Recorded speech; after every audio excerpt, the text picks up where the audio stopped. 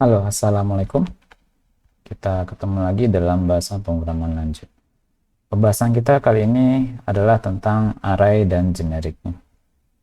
Nah, materi array mungkin materi yang sudah pernah Anda dapatkan pada perkuliahan pemrograman di semester sebelumnya. Entah itu pemrograman dasar-dasar pemrograman atau struktur data. Nah, array itu merupakan sebuah kontainer objek yang menampung sejumlah nilai dari satu tipe yang sama. Ya, array menampung sejumlah nilai dari satu tipe yang sama.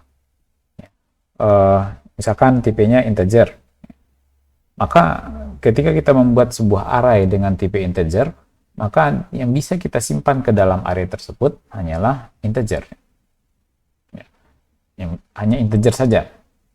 Begitu juga sebaliknya kalau seandainya kita membuat array dengan tipe misalkan string, maka nilai yang bisa kita simpan ke dalam array tersebut hanyalah string saja. Ya. Itu yang pertama, karakteristiknya. Dia menampung sejumlah atau beberapa nilai, sejumlah atau sekelompok nilai dalam tipe yang sama, berupa tipe yang sama. Kemudian karakteristik yang berikutnya adalah jumlah elemen yang bisa dia tampung adalah tetap. Ketika kita mendefinisikan sebuah array di Java, kita bisa mendefinisikan berapa jumlah elemen dari array tersebut. Misalkan 10 ya. Artinya array tersebut hanya bisa digunakan untuk menampung 10 buah nilai atau elemen. Maka ya dia hanya bisa menampung maksimal 10 elemen saja. Kalau seandainya kita punya 3 nilai yang kita akan simpan ke dalam array tersebut, maka masih cukup ya, karena dia punya 10 space untuk menyimpan nilai. Yang kita simpan hanya 3. Artinya ada 7 space lagi yang tersedia yang belum dimanfaatkan. Ya, kalau kurang maka yang belum dimanfaatkan itu akan menjadi kosong, tidak termanfaatkan. Lalu bagaimana kalau seandainya kita punya array dengan jumlah elemennya atau jumlah elemen yang kita definisikan itu 10, sementara kita punya mungkin 12 nilai yang akan kita simpan, maka ya tidak bisa. Artinya harus ada 2 nilai yang tidak bisa kita simpan ke dalam array tersebut. Itu karakteristiknya. Jumlah elemen atau jumlah nilai yang bisa dia simpan ke dalam array, jumlahnya tetap. Tidak bisa diperkecil, tidak bisa ditambah. Itu karakteristik yang kedua. Terus berikut karakteristiknya adalah setiap nilai yang disimpan di dalam array itu dinyatakan sebagai satu buah elemen. Satu buah elemen. Dan setiap elemen yang ada di dalam array tersebut itu memiliki indeks. Memiliki indeks.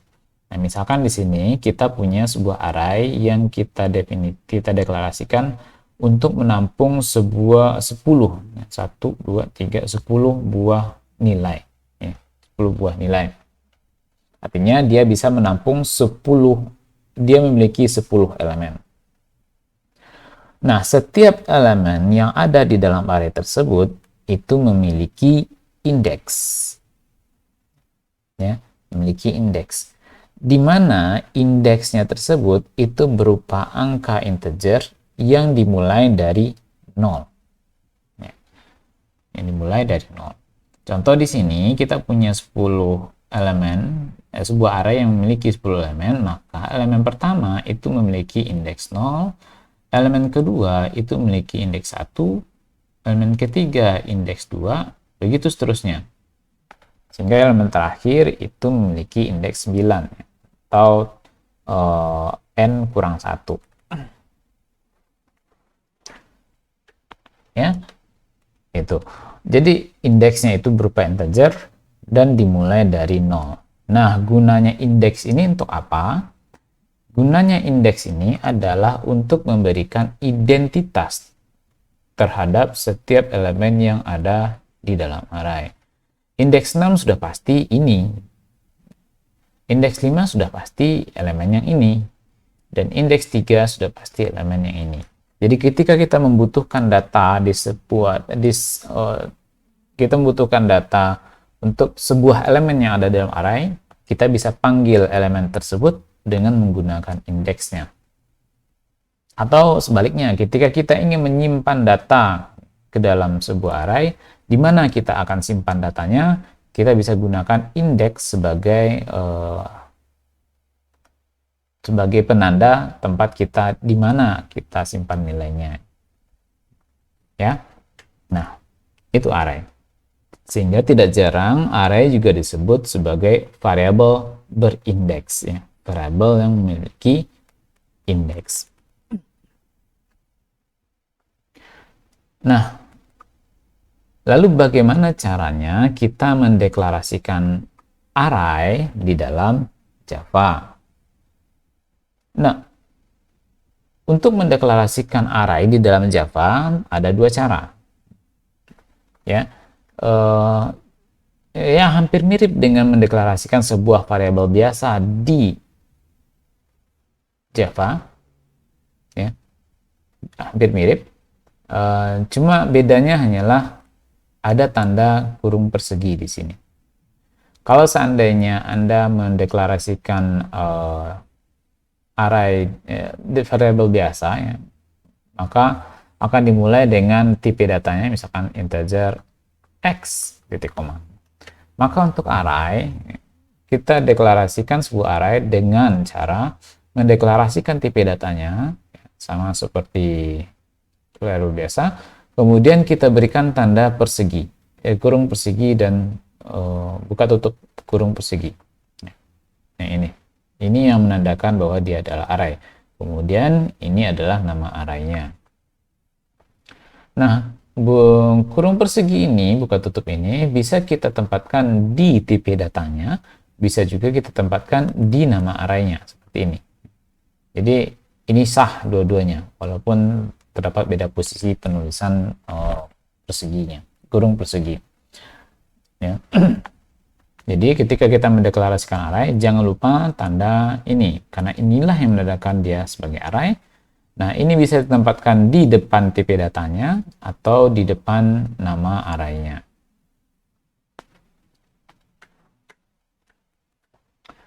Ya. Jadi bedanya tidak banyak sih. Jadi misalkan Anda ingin membuat array dari nama, ya, string nama.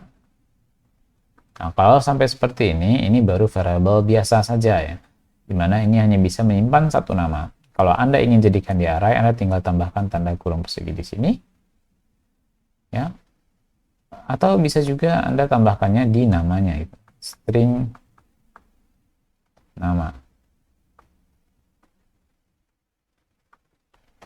Oke. Kemudian, nah, setiap array yang ada dalam Java, ketika kita mendeklarasikannya, kita harus deklarasikan berapa jumlah elemen yang dimiliki oleh array tersebut. Nah, untuk mendefinisikan jumlah elemennya, kita bisa gunakan perintah seperti ini. New, kemudian tipe arraynya, kemudian berapa jumlah elemennya. Ya. New, kemudian tipe elemennya, tipe arraynya, kemudian jumlah elemennya. Contohnya di sini an array sama dengan new integer 10. Artinya array ini itu memiliki elemen sebanyak 10 buah elemen, yang mana indeksnya mulai dari 0 sampai 9. Ya. Nah, kemudian ketika kita sudah memiliki arraynya, bagaimana cara kita mengelola arraynya? Kita bisa mengelola arraynya dengan menggunakan indeksnya, ya, dengan menggunakan indeksnya. Ketika kita ingin menyimpan nilai ke indeks pertama atau indeks 0, maka kita bisa gunakan indeksnya. Misalkan an array indeksnya tadi 0 sama dengan integer, ya, berarti yang bisa kita simpan di sana hanyalah integer, misalkan 2. Kemudian an array 1, berarti ini elemen kedua, indeksnya adalah 1, misalkan 7. Ya. Nah, kira-kira seperti inilah penggunaan array. Mari kita lihat contoh array di dalam Java. Di sini saya sudah punya sebuah komen dulu. Sebuah program ya, namanya peternakan. Saya akan gunakan ini untuk array. Nah, kita mendeklarasikan array. Hapus saja dulu. Kita mendeklarasikan array dengan cara mendeklarasikan tipe datanya terlebih dahulu, misalkan integer. Kemudian misalkan 5, berarti saya tipe datanya ya, terus tanda kurung persegi, kemudian data kan.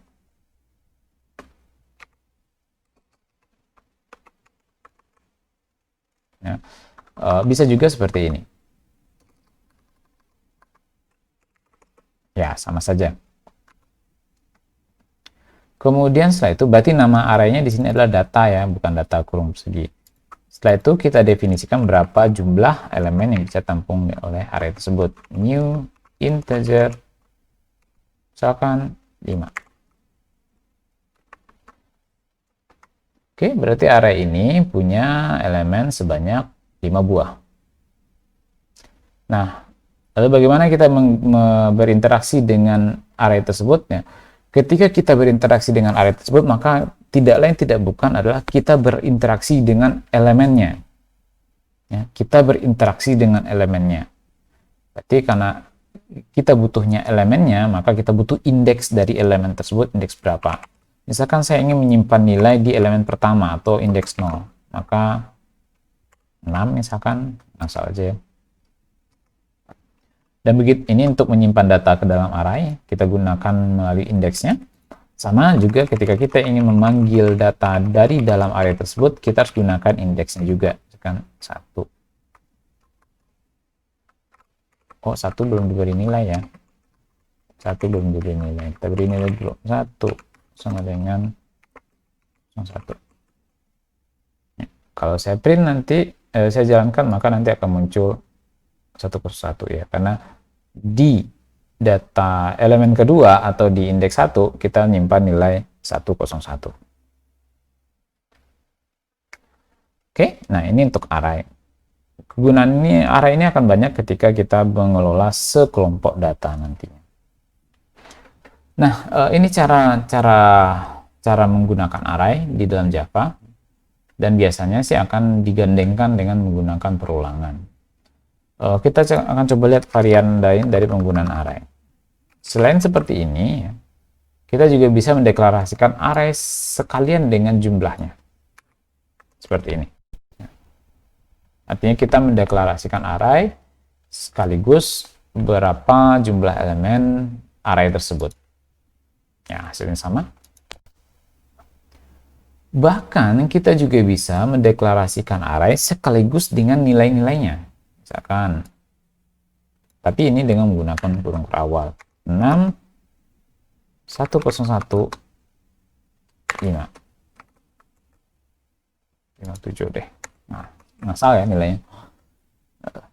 Ini juga bisa, tapi ini artinya adalah kita mendeklarasikan sebuah array yang namanya data dan langsung memberikan nilai pada array tersebut ya, sebanyak 3 buah nilai. 6, 101, dan 57. Nah, artinya ini nanti akan terbuat sebuah array yang memiliki 3 buah elemen. Ya, 3 buah elemen, bukan 5. Jumlah elemen yang dimiliki oleh array ini itu tergantung pada berapa jumlah nilai yang kita simpan ke dalam array tersebut saat inisialisasi. Ya, 101 ya. Saya ambil elemen kedua, elemen ketiga atau indeks 2, maka 57 ya. Dan tidak ada indeks ke-3 atau elemen keempat ya, karena kita di sini hanya mendeklarasikannya 3 elemen. Ya, 0 ya. akan muncul index out of bound exception.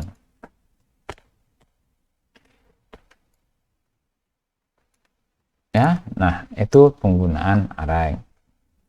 Nah, biasanya penggunaan array ini akan disandingkan dengan menggunakan perulangan. Anda bisa melakukan iterasi terhadap setiap elemen array dengan menggunakan perulangan for each. Data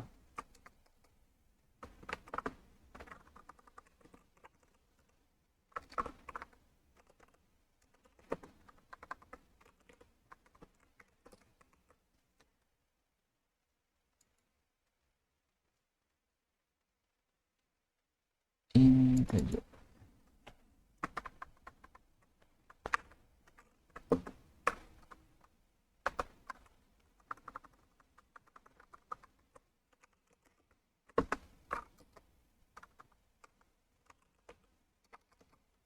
Apa tadi namanya? Ini system out print 9D. Nah, perulangan for each ini, bukan for, sorry, for. Perulangan for each ini itu akan mengambil setiap elemen dari dalam array data, kemudian kita simpan di D. Jadi dia akan mengambil setiap elemen yang ada dari array data ini dan disimpan di D. Nah, karena ada 3 buah elemen, maka akan muncul 3 kali iterasi yang masing-masingnya akan menampilkan nilai dari D tersebut atau nilai dari masing-masing elemen. Ya. Nah, ini array. Kemudian array juga memiliki dimensi. Kalau ini artinya arraynya satu dimensi ya, artinya indeksnya hanya ada satu angka saja. Kita juga bisa mendeklarasikan beberapa indeks sekaligus ya, atau array multidimensi. Contohnya di sini kita mendeklarasikan sebuah array yang namanya names dan memiliki 2 dimensi, artinya indeksnya ada 2 angka. Indeks pertama dan indeks kedua. Ya, ini indeks pertama, ini indeks kedua. Ini artinya 2 dimensi. Kalau ada satu lagi, berarti itu 3 dimensi. Kalau Anda memikirkan array multidimensional ini seperti apa, ya mirip seperti matriks ya, ada baris dan ada kolomnya. Contoh di sini saya akan buatkan string names. String names. Di sini akan saya buat langsung nilainya.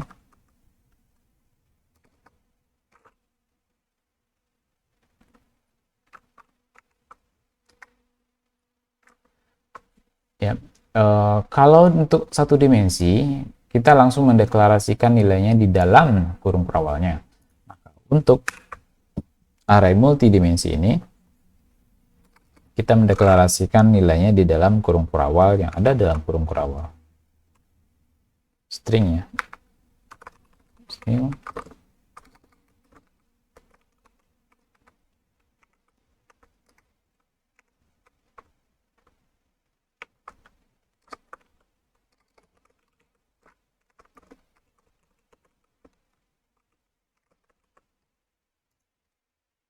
Nah, kira-kira seperti itu.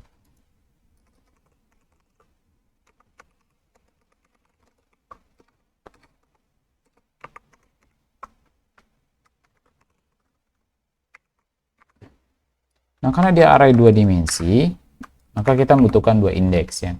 Misalkan kita akan ambil kata pertama dari baris pertama, berarti 00. 0. Husnil. Kalau saya ingin mengambil ini, berarti saya ambil dari baris pertama, kolom kedua. Ya, baris pertama, kolom kedua. Atau indeks yang pertama itu indeksnya 0, terus untuk kolomnya indeksnya adalah 1. Kalau saya ingin ngambil misalkan ini, berarti ini kolom kedua, indeksnya 1, kolomnya 0. Oke, paham. Oke, saya rasa itu array. eh, mengulang dari materi array yang sudah Anda dapatkan pada mata kuliah struktur data dan dasar-dasar pemrograman.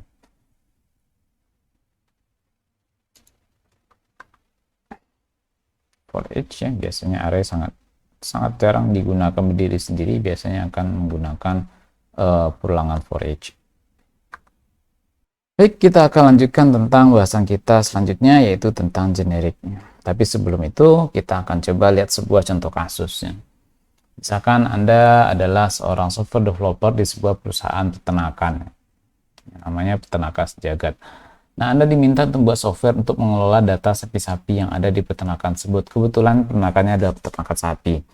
Nah, peternakan tersebut adalah peternakan yang berkembang dan akan memiliki jenis binatang ternak lainnya di masa yang akan datang. Tapi untuk saat ini, mereka hanya baru memiliki sapi saja. Maka tentu Anda akan membuat sebuah program di mana Anda butuhkan pertama kelas sapi tentunya, karena yang akan Anda kelola adalah sapi. Kelas sapi. Kemudian nanti Anda buat sebuah kelas lain yang mungkin Anda buat dengan nama bucket sapi atau list sapi, atau controller sapi mungkin ya, dimana controller kelas ini nanti itu akan mengelola data-data sapi yang ada di peternakan tersebut. Balik uses, jadi kelas controller sapi di sini dia akan mengelola data sapi. Kira-kira programnya seperti ini. Nah, kita hapus dulu ini. Di sini sudah ada sapi, ya. Sapi.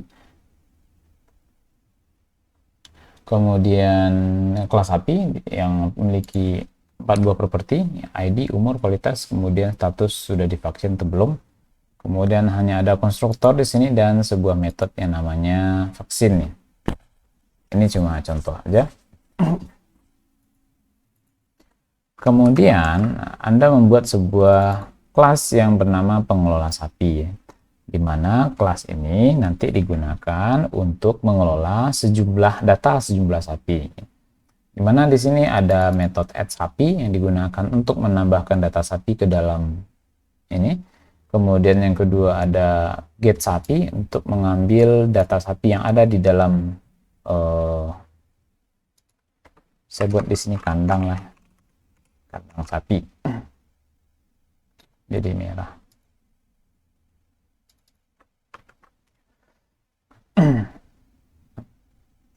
Ini konstruktornya perlu coba agak lebih namanya lebih representatif ya. Ada metode add sapi untuk menambahkan sapi ke dalam kandangnya, kemudian ada get sapi untuk mengambil data sapi dari dalam kandang, kemudian ada remove sapi untuk mengeluarkan sapi dari dalam kandangnya. Nah, ini ada konstanta yang nama saya buat max ya, jadi maksimum kapasitas kandangnya 100, artinya ketika data sapinya sudah mencapai lebih dari 100 maka kandangnya nggak muat lagi. Kemudian in total, ini adalah sebuah variabel nanti yang akan men-track berapa jumlah total sapi yang ada di dalam kandang tersebut. Kemudian, nah daftar sapinya itu akan disimpan dalam sebuah array bertipe sapi, namanya list sapi. Ya. Nah, ini array, tapi tipenya adalah sebuah kelas, ya. Bukan integer, bukan double, atau bukan tipe data primitif lainnya. Kemudian di sini hanya ada sebuah konstruktor yang akan menginisialisasi berapa array dari sapinya. Kemudian ada metode add sapi untuk nambah sapi, kemudian get dan remove. Oke, sehingga nanti kita bisa buat programnya kira-kira seperti ini. Kandang sapi sama dengan new kandang sapi. Nah, saya bisa tambahkan add sapi. Oh, sapinya belum ada. yang mau ditambahkan. Kita buat dulu sapinya. Sapi sama dengan new sapi. Dia punya ID X12. Itu misalkan. Kemudian tadi konstruktornya apa aja ya? Konstruktornya ada umur, kemudian kualitas. Umurnya mungkin baru 24 bulan. Kemudian kualitasnya kualitas nomor 1. Ya, kita buat objek sapinya, kemudian objek tersebut kita tambahkan ke dalam kandang. Kemudian kita bisa mengambil data sapinya, sapi 01. Kita ambil dari dalam kandang sapi. Get sapi indeksnya adalah 0 tentunya. Karena kita baru masukkan satu sapi ke dalam kandang, ya sapi pertama otomatis dia akan jadi memiliki indeks 0 ya. Karena daftar sapi tersebut kita simpan di dalam sebuah array. Oke, nah di sini bisa kita print line kan, turn out print line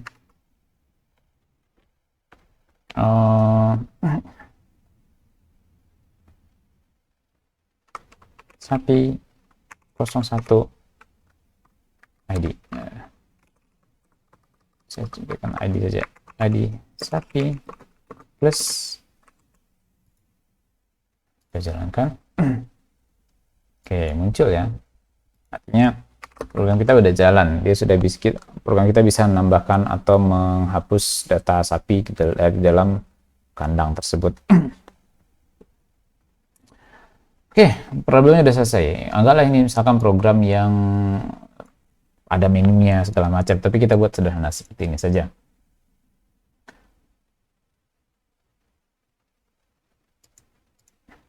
Oke. Nah, kita sudah beres menyelesaikan persoalan yang dihadapi oleh atasan kita. Tapi di masa datang ternyata si peternakan itu berkembang, sehingga dia tidak hanya mengelola sapi saja, tapi mungkin ada berikutnya adalah domba. Maka tentu program kita harus diupdate. Kita harus buat lagi misalkan sebuah kelas yang namanya kandang domba. Dan ada juga binatang lainnya, misalkan kambing,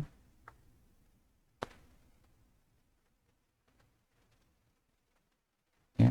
Kemudian ada lagi bebek, ayam,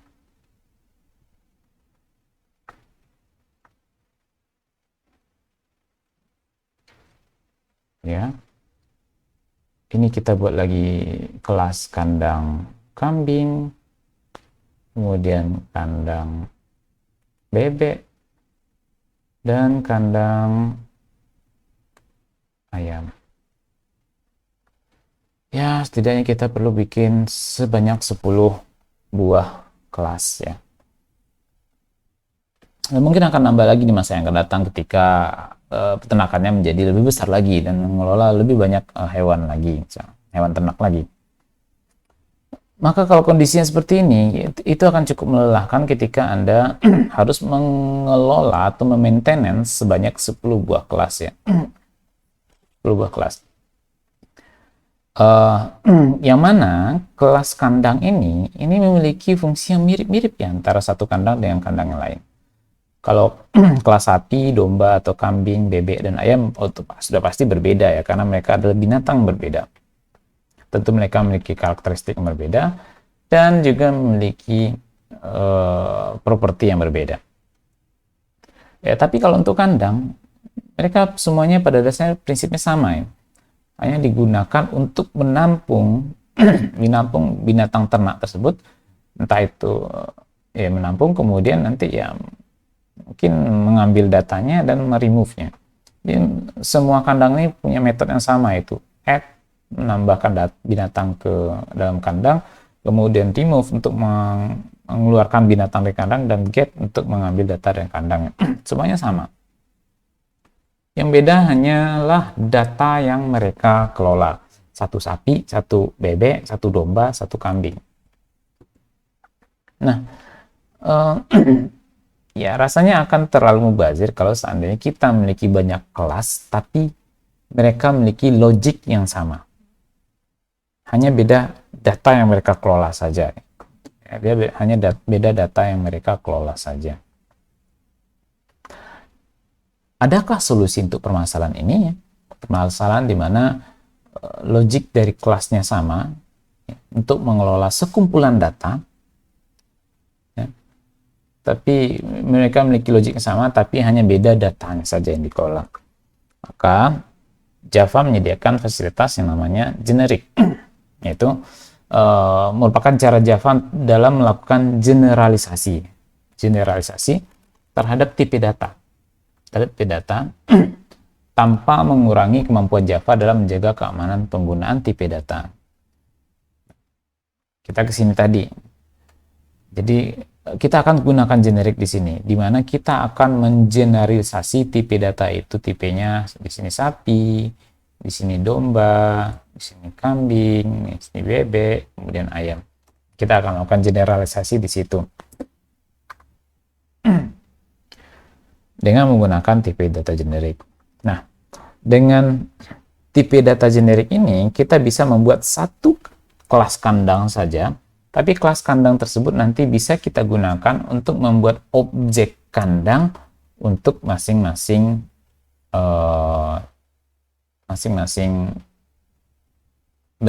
binatang ternak.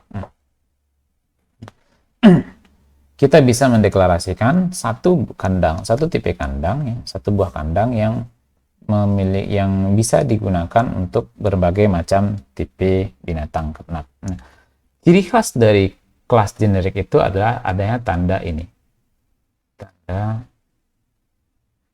kurung siku, kemudian satu huruf di sana, entah itu T, entah K, entah E.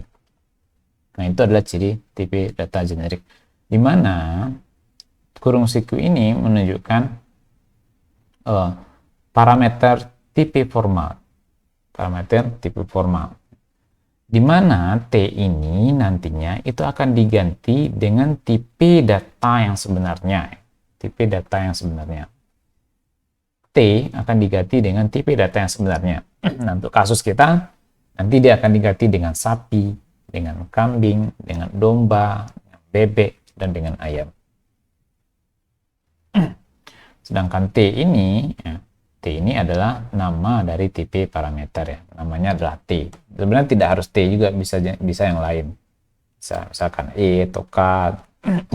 Tapi biasanya orang menggunakan T. Lalu bagaimana cara membuat tipe data generik? Ya, kita tinggal tambahkan sama seperti biasa, public class. Kemudian nama kelasnya, contohnya di sini box. Kemudian kita deklarasikan ini, ya, T. Untuk menyatakan bahwa kelas box ini adalah kelas generik. Nah, di dalamnya nanti setiap ada huruf T besar seperti ini, itu akan diganti menjadi tipe data yang sesungguhnya nantinya. Nah, untuk membuat objeknya pun sedikit berbeda, ya. Ini itu akan selalu melekat ke kelasnya. Misalkan kita ingin membuat menggunakan kelas generic box ini untuk tipe data integer, maka kita gunakan box integer, ya, box integer. Artinya T ini nanti akan diganti, T yang ini itu akan diganti dengan integer. Berarti ini nanti integer, kemudian ini nanti jadi integer, kemudian ini integer, kemudian ini integer juga. Kemudian ya sama seperti kelas, ketika Anda menginstantiate sebuah objek dari sebuah kelas, Anda menggunakan keyword new box, kemudian tipe formalnya atau tipe parameternya yang digunakan. Di sini karena tadi integer, maka nanti integer. Oke.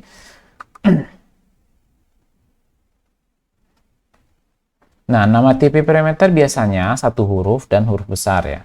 Tadi kita sudah contoh, nah lihat contohnya namanya adalah T.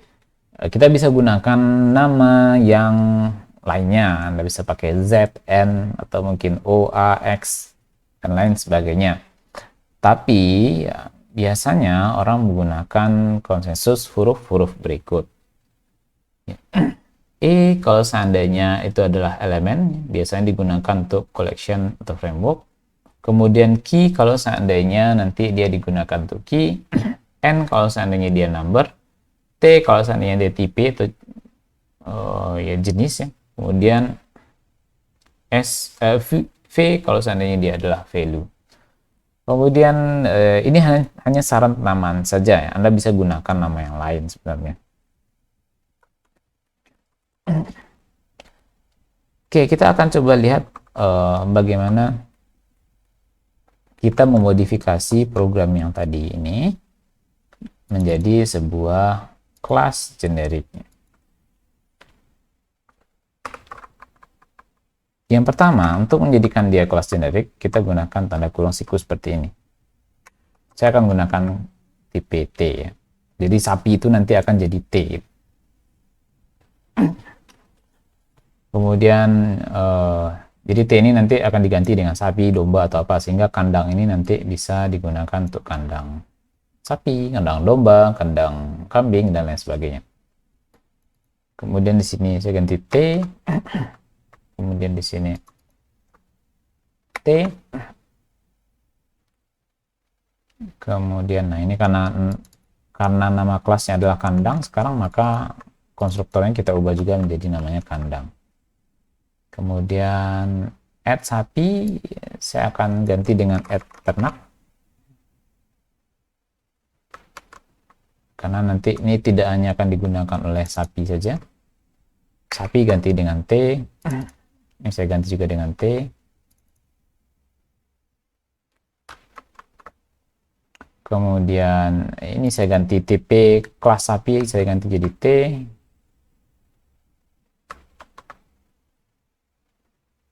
Oh, ini get sapi yang get ternak.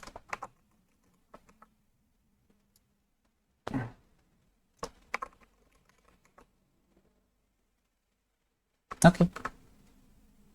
Oh, ada error di sini satu ya. Kita tidak bisa. Oh ya, ada error lagi. Karena nama filenya nggak cocok. Ini nama filenya kandang sapi, sementara nama kelasnya kandang. Kita ubah aja nama filenya menjadi kandang. Ini file to kandang.java. Oke. Kemudian ini kita tidak bisa membuat array dan generik, maka terpaksa kita melakukan casting. Oke. Kita casting dia menjadi array dari T, dan di sini kita buat objek.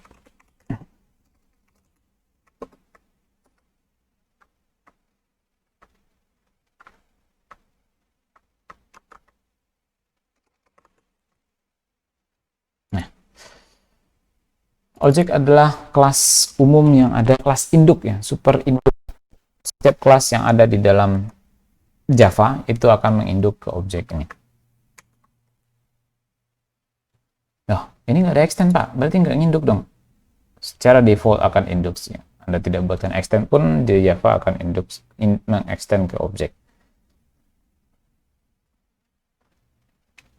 Oke, nah kita sudah bikin kelas generiknya ya. Ini kandang T, Anda bisa ganti ini nanti kandang sapi, atau kandang domba, atau kandang bebek, kandang ayam, dan kandang yang lain sebagainya.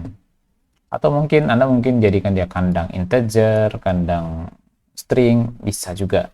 Ini adalah tipe yang bisa diganti dengan tipe data apapun. Kemudian, nah ketika Anda menjadikan dia misalkan menggunakan dia untuk kandang sapi atau kelas sapi, maka ini jadi sapi semuanya. T sapi, sapi, sapi, sapi, dan sapi. Oke. Ya, ketika Anda menggunakan kelas ini untuk tipe datanya misalkan monyet di sini, monyet bukan misalkan kambing ya, maka T ini akan jadi kambing, ini akan jadi kambing ya, kambing list sapi, list ini jadi kambing, kemudian ini kambing ya, menjadi kambing. Saya akan gantilah nama ini list sapi, nggak asik karena dia bukan untuk sapi aja. List T aja deh. Oke, saya berusaha melakukan refactor ya, mengganti seluruh nama variabel menjadi satu nama tertentu. Oke, nah sekarang bagaimana caranya kita menggunakan kelas generic ini? Kalau sebelumnya seperti ini, maka sekarang kita buatnya seperti ini. Kita hapus dulu. Hapus. Oh, saya komen aja ini ya sebagai pembanding nanti. Nah, ketika kita menggunakan kelas generic tersebut, maka kita gunakan sama. Kita akan buat kandang untuk apa ya? Sapi, misalkan. Tinggal tambahkan sapi, kandang sapi, new kandang sapi.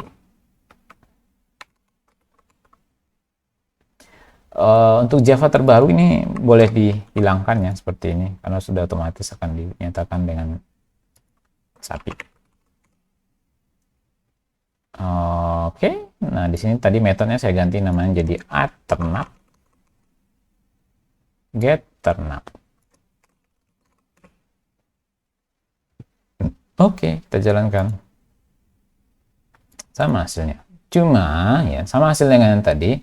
Cuma sekarang kandang ini bisa digunakan untuk tipe kelas yang lain. Bahkan integer pun bisa. Kandang string misalkan. Kandang string new kandang string. Kita bisa tambahkan ke dalam kandang tersebut kandang string add ternap berupa stringnya apa ya, babi bu bebo, kan stringnya itu. Nanti kita bisa ambil string s sama dengan kandang string get ternap indeksnya 0 tentunya ya. Dan kita bisa print line kan yes. Yuk coba. Nah untuk kalau misalnya ada untuk realnya misalkan ada binatang baru datang, misalkan kita akan melakukan peternakan, tambahkan peternakan bebek misalkan. Jadi buat aja bebek gitu. Dia punya properti misalkan public karena dia perusahaan, mungkin bebeknya dikasih ID semuanya, string ID, kemudian integer umurnya berapa bulan, kemudian sudah produktif atau belum ya, boolean.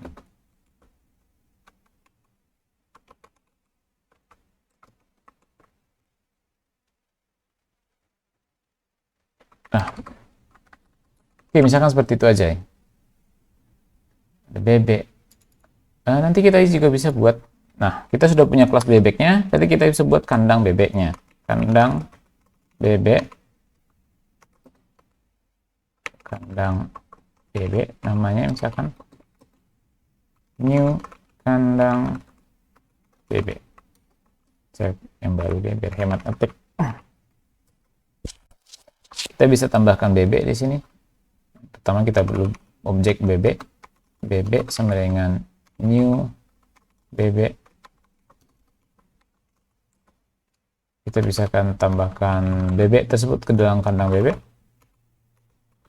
add ternak bebek. Kalau kita jalankan nggak akan ada error tentunya. Dan kita bisa get tentunya bebek b sama dengan kandang bebek get ternak, indeksnya indeks 0 tentunya karena baru bebek pertama. Ini pertamanya belum nih. System out printline id bebek plus p id. Hasilnya pasti 0 nanti. Ya, karena bebeknya belum kita kasih id. Bebek id sama dengan B12, misalkan kayak gitu ya. Kita buat dulu objek bebeknya, kemudian kita beri id objek bebeknya. Setelah itu objek bebek tersebut kita tambahkan ke dalam kandang bebek. Setelah ada di dalam tersebut, kemudian kita ambil ya, dan kita tampilkan id-nya. Ini bebeknya. Dan ketika Anda punya objek yang lain, mungkin Anda juga bisa tambahkan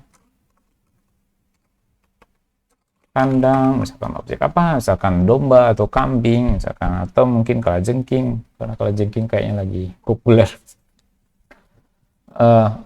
Bisa tambahkan. Nah, yang perlu Anda perhatikan di sini adalah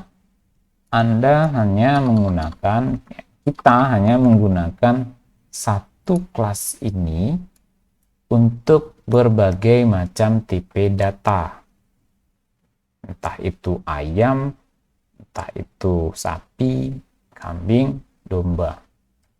Ya, kita hanya perlu buat satu kelas ini untuk mengelola berbagai tipe data yang berbeda. Kenapa bisa seperti itu? Karena kelas ini adalah kelas generik. Generik artinya ya umum saja. Dia tidak spesifik kepada satu tipe data tertentu.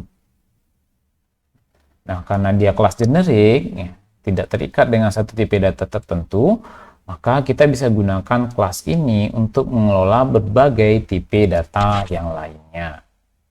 Ya, berbagai tipe data yang lainnya. Nah, kira-kira prinsipnya seperti itu. Tapi perlu diingat juga bahwa tipe data generik ini biasanya hanya digunakan untuk mengelola data, mengelola sekelompok data, untuk kelompok data. Oke, nah tipe generik ini nanti akan banyak Anda gunakan, terutama dalam collection, karena hampir seluruh collection tersebut tipe datanya adalah generik. Karena ya, collection itu ya sebagaimana namanya, dia akan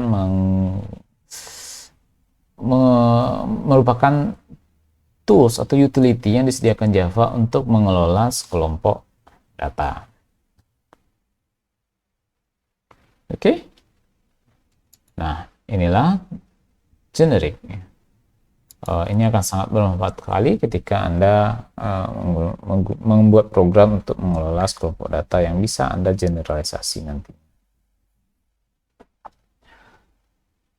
Oke, saya rasa itu materi pembahasan kita untuk kali ini terkait tentang array dan generik dalam Java. Saya berharap bahwa materi ini bisa membantu Anda untuk memahami tentang array, terutama juga untuk generik, karena materi selanjutnya itu akan sangat terkait dengan generik ini. Sebelum saya tutup, saya ucapkan terima kasih atas perhatian Anda dan semoga bermanfaat. Kita ketemu lagi di lain waktu. Terima kasih. Assalamualaikum.